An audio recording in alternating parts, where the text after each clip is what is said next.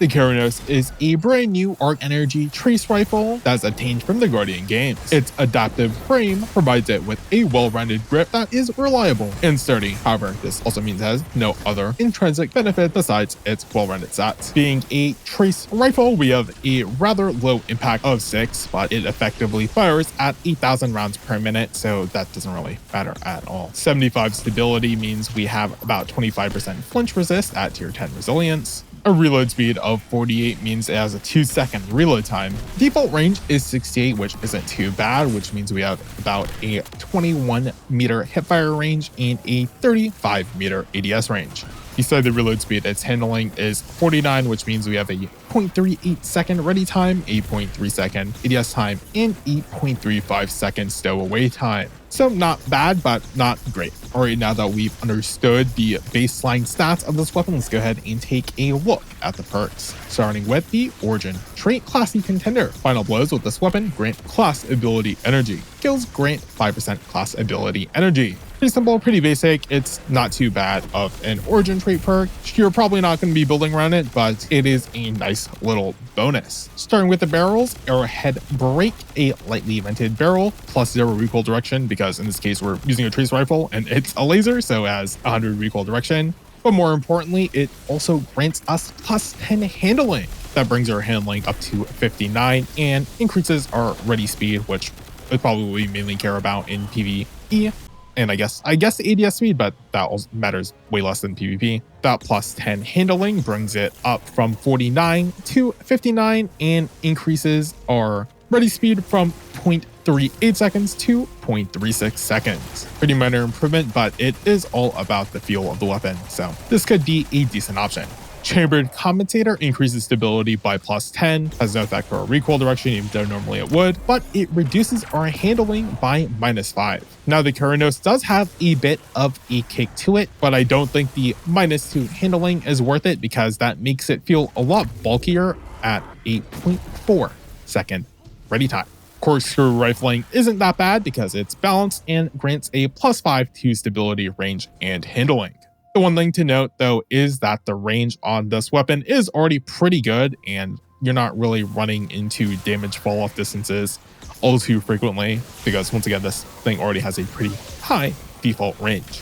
And because of that, something like Extended Barrel where we are dealt a minus 10 to our handling in exchange for a plus 10 to our range just isn't all that worth it, especially since it can't benefit from the recoil direction. Now, Fluted Barrel though is pretty nuts as it's an ultra light barrel. It greatly increases our handling speed by plus 15 and slightly increases our stability by plus 5. So that bonus to our handling brings down the ready time to just 0.34 seconds and our ADS time, which is probably what you also care about, slightly less than PvP, but probably care about a little bit in PvE, to 0.27 seconds. That's not too bad.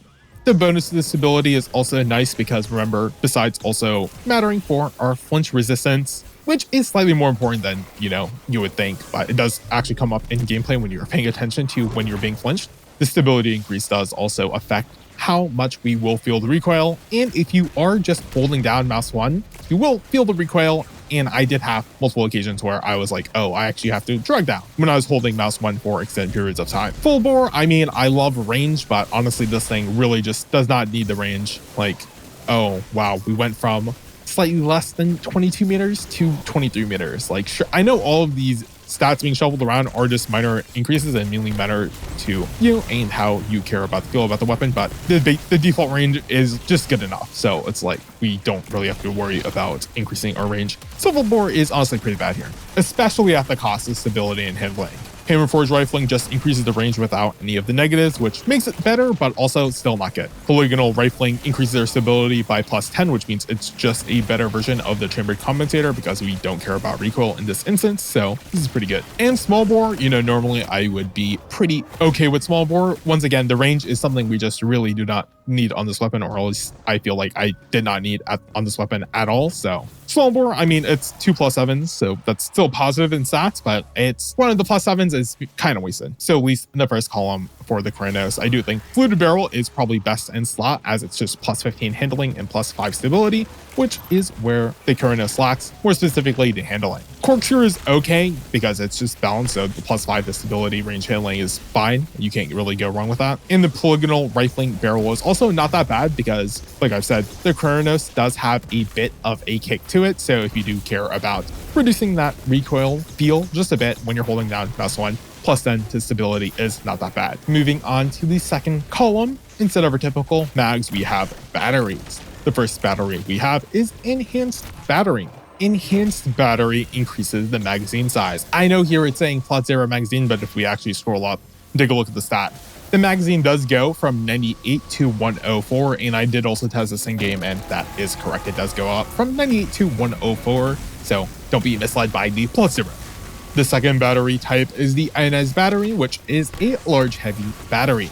It greatly increases our magazine size by +30, while greatly decreasing our reload speed by -20. Because of the way these batteries interact with the trace rifle magazines, in this instance, ionized battery is just a strictly worse version of enhanced battery since it's reducing our reload speed, which is not great. Oh, it should also be noted that increasing the magazine size on trace rifles also increases its reserve size. I'm not sure of the exact amount, but it seems to be like 30-ish, so particle repeater improves our stability by +10, so it's pretty good. Projection fuse increases our range by +10, but once again, we don't need more range on this weapon, in my opinion.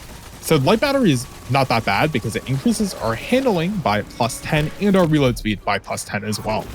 And the tactical battery has multiple small improvements, so it grants us a small +5 range, +10 reload speed, and +5 stability. I guess if you care about the reserves mainly, because the +6 to our standard magazine size is pretty whatever IMO because of the way trace rifles works, like you're just shooting so much so frequently that's like, oh wow, a +6.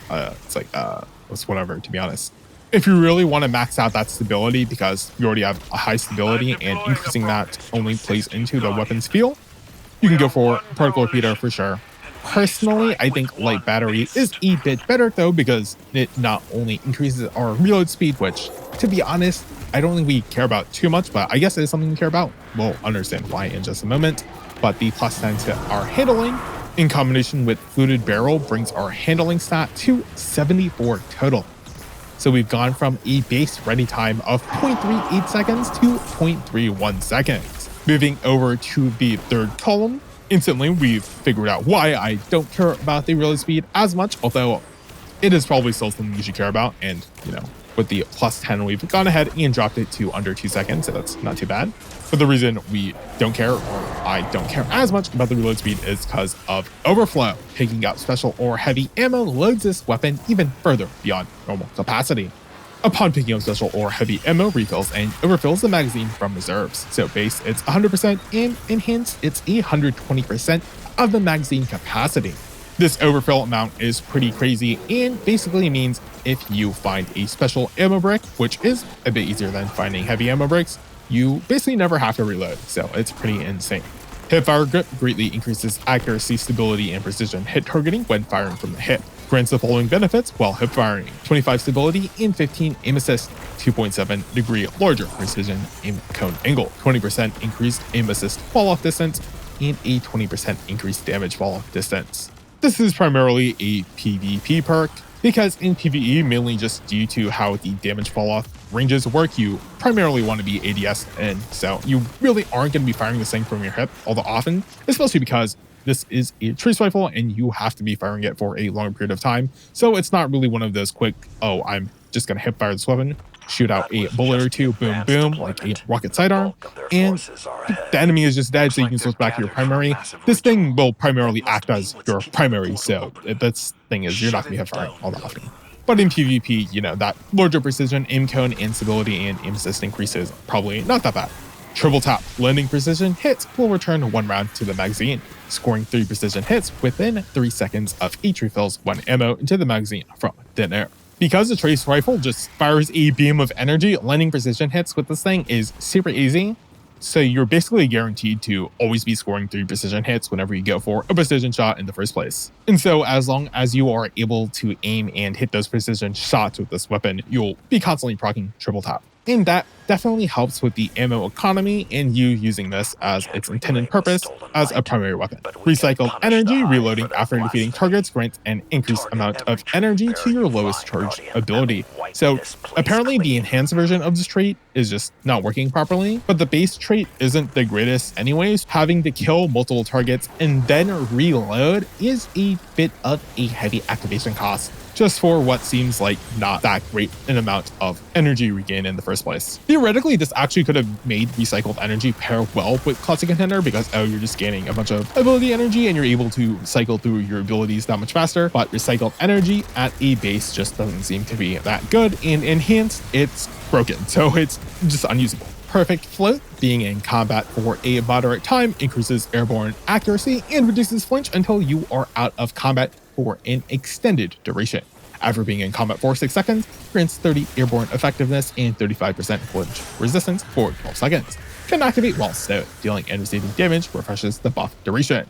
For Perfect Float, being in combat is defined as having either dealt or received damage within the last 2.5 seconds. This doesn't really have much utility in PvE, so it's primarily a PvP perk. I don't know, I'm not really a PvP expert, especially not when it comes to trace rifles. But I guess, you know, if you're heat rising and then you have Perfect Float, then that makes sense, but I don't know if you would be using this weapon for PvP in the first place. I mean, I guess you could, it's not terrible. I mean, you know, killing Tali, spoilers, but I guess closing time as well, but let me get into that. Dynamic sway reduction rapidly improves accuracy and stability while continuously holding down the trigger.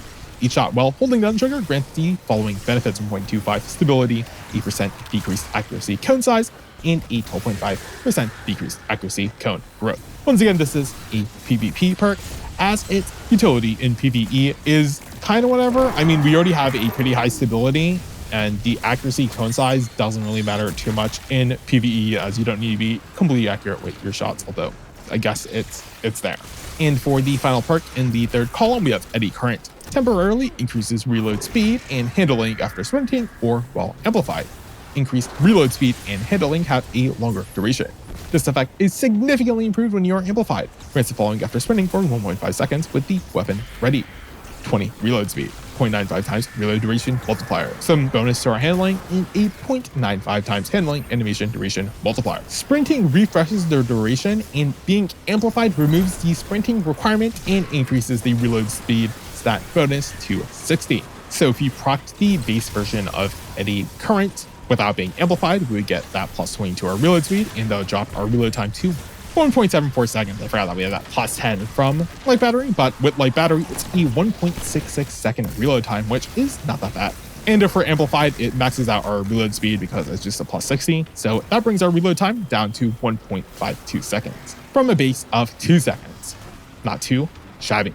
Unfortunately for Eddy Current, Overflow is on this weapon, so I have to recommend Overflow over Eddy Current, at least on the Keraunios. Now, you could actually make a case for Eddy Current because this thing does have a pretty fast reload time once it's brought down to 1.5 seconds. So it's not the worst. It's that Overflow means you don't have to reload in the first place, so that's just so much better, at least in this case. Triple Tap is honestly also not a bad option, especially if you care about ammo economy. Moving on to the fourth column, the first perk we have is Detonator Beam. Dealing sustained damage creates an explosion around the target. It being enhanced allows it to trigger faster. Being a new perk, the exact details on how this works isn't exactly clear, but at a base, it seems to trigger after 25 bullets, and enhanced triggering faster means it triggers around 20 bullets. The explosion burst visually is similar to kinetic tremors, and it deals around 266, possibly elemental matching damage according to the Destiny data compendium. This is a decent chunk of damage and helps to add clear. Rolling Storm, Final Blows grant Bolt Charge, while Amplified Final Blows grant additional Bolt Charge. Gain increased Bolt Charge stacks when you have none. Whipping Tools grant 1 stack of Bolt Charge, while Amplified, this is increased to 2 stacks. So unlike the Watchful Eye, where I think Rolling Storm works, here on the Keraunios, I don't think Rolling Storm is that great, even though Rolling Storm definitely makes more sense on add your weapon. Sure, the melee energy bonus is nice, but Rolling Storm really doesn't help with the add clear potential, which is what you're primarily using this weapon as. With the Watchful Eye, because it's a heavy machine gun, each bullet was pretty powerful, so you were able to mow down adds no problem, and that allowed you to gain stacks of Bolt Charge relatively quickly. However, with the Keraunios, you're not really getting any bonus damage from any source, so you're just relying on its raw stats to clear adds, which you could do, but that's very suboptimal. And Bolt Charge doesn't proc automatically. You still have to use those stacks of Bolt Charge once it's built up. So that just adds a little bit more of an annoyance to Rolling Storm on this weapon. Decent perk, but it doesn't really help the weapon in this case because we're looking to increase the Keraunios' ability to clear ads, and Rolling Storm doesn't really help it in this case. Killing Tally. Final blows increases weapon's damage until it is stowed or reloaded.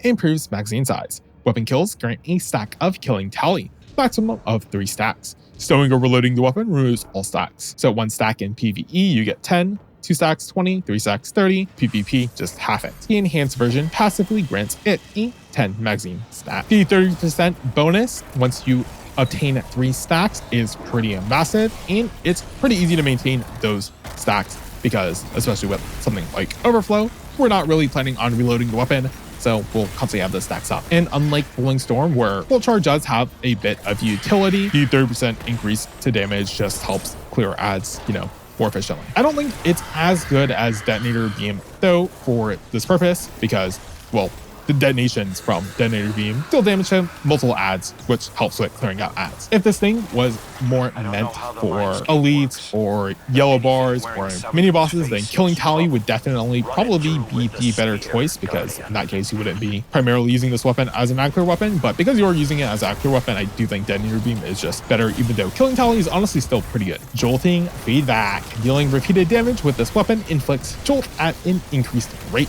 while amplified jolt is applied faster. Scoring multiple direct hits with the weapon within 3 seconds of each causes the next direct hit to apply jolt. Being amplified decreases the number of hits required. Now, because of the way trace rifles work and you're just firing a beam of energy at 1,000 rounds per minute, combined with the relatively low impact damage, you're hitting enemies constantly, which in turn rapidly procs jolt over and over again. It is kind of funny that the lower overall total damage of the trace rifle allows jolting feedback to be a little bit better on this weapon. Closing time further improves range, accuracy, and handling as the magazine gets lower. Grants linearly scaling benefits as the magazine drops from 50% capacity to empty, 10 to 20 range, 30 to 50 handling, 0.9 to 0.8 times handling animation duration multiplier, and a 5% to 10% decreased accuracy gun size. This has pretty low utility in PvE, so it's primarily a PvP perk, and because of how special ammo economy works, closing time makes way more sense there in PvP. Harmony. Final blows with other weapons improve this weapon's damage and performance for an improved duration. Upon readying the weapon within 3 seconds of getting a kill with a different weapon, grants 20% increased damage and 15 handling for 8 seconds. Decent perk, but in the case of the Keraunios, it's pretty useless. You're primarily using this weapon as an ad slaying machine, in which case, if you just want the raw damage, Killing Tally grants you 30%, which is just superior than the Harmony per 20%. And the activation requirements are much simpler, where you just have to get a kill with Killing Tally. Harmony, you have to get a kill with a different weapon and then switch back. Killing Wind. Final blows grant improved mobility, weapon range, and handling for an improved duration. On weapon kill for 5.5 seconds, 50 mobility, 40 handling, and 20 range, and an additional 5% increased damage fall-off distance. Additional kills extend the duration by 5 seconds, up to 8 seconds. Buff is removed on stowed. This is a more PvP-oriented perk, and if the bonus stats on kill sounds interesting there, it's probably fine, although I guess, honestly, it probably just isn't as good as Closing Time, at least in PvP, huh? Killing Tally is good for the raw damage if you want that, although I think you should focus a little bit more on the ad clearing options, which would then be Detonator Beam, which is decent, but Jolting Feedback just has a lot more synergy with this trace rifle, especially since it's arc, and that's basically what you want. As for our Masterwork, we probably just want something simple like handling or stability. We don't really care about range or reload speed, mainly because we care about overflow. So going for like the Masterwork and handling would bring our base handling all the way up to 84. So we have a 0.29 second ready time all the way down from 0.3 seconds. That's pretty good. Range useless in this case, and reload speed, well, decently. I mean, reload speed, I guess you can't really go wrong with reload speed, but I mean, we care about overflow, so it's like, do you really want to sacrifice, this bonus to our handling? Like, you really want to sacrifice that juicy 0.29 second ready time?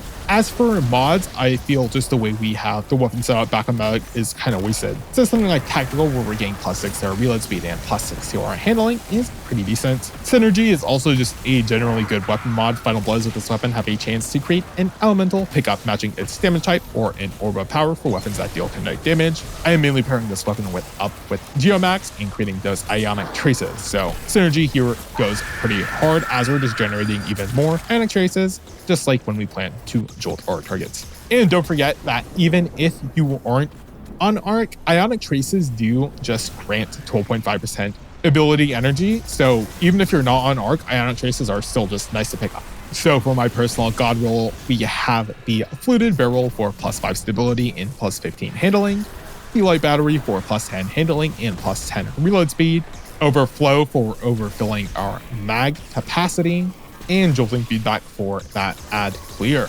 And apply jolt, so the intrinsic champion dealing ability is also pretty good and much needed utility in higher level content. And a handling masterwork, and the synergy weapon mod for that extra ionic trace generation. In any case, now that I've actually gone over the weapon and its perk selection and whatnot, I just want to say that this weapon does not feel that good to use, and that's mainly due to the lack of damage that is just outputted by this weapon. Like, I do understand that this is a special ammo weapon that is intended to be used as your primary, so it can't exactly be dealing the most amount of damage, but I don't know, overall it just feels like the damage being outputted isn't that great, and if it wasn't for all the ionic traces being generated by jolting feedback and synergy, and that feeding into the whole geomag loop, it'd feel a lot worse. I will say that once I equipped the harsh refraction artifact perk, the weapon did feel significantly better, but that's like a 30% damage increase whenever an enemy is afflicted by an elemental debuff. So it's like, yes, having an extra 30% damage does indeed feel good. Wow, who could have guessed that? So I think trace rifles, at least legendary trace rifles, might just need an overall damage buff. Probably not as crazy as just like a +30 or something, but probably like a +15 or +20. I don't know, it just feels really weak. Like, honestly, I'm kind of disappointed with the performance of the Keraunios, especially after using the Lodestar. The Lodestar just feels so much better, and it's a primary ammo weapon. Although, to be fair, it is an exotic, so there is that trade-off. But yeah, let me know if you share in my thoughts about trace rifles just feeling a bit too weak and them needing a buff.